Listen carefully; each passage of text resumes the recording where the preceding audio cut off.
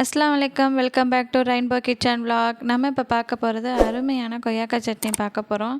நம்ம ரெகுலராக கொய்யாக்காய் எடுத்துகிட்டு வந்தோம் அப்படின்னா நம்ம உடம்புக்கு ரொம்பவே ஹெல்த் கூட. இப்போ நம்ம அதை சட்னியாக செஞ்சு சாப்பிட போகிறோம். கொய்யாக்காயை நல்லா ஸ்லைஸாக கட் பண்ணி எடுத்துக்குவோம்.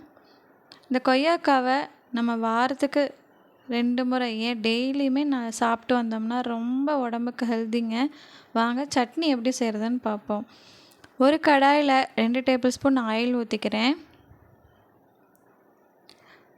1 டீஸ்பூன் கடலப்பருப்பு, 1 டீஸ்பூன் உளுந்தம்பருப்பு, 3 பூண்டு, 1 வெங்காயம், 3 பச்சை மிளகாய், கொஞ்சமாக மல்லி இலை, கருவேப்பிலை இலை சேர்த்து நல்லா வதக்கி விட்டுக்கலாம்.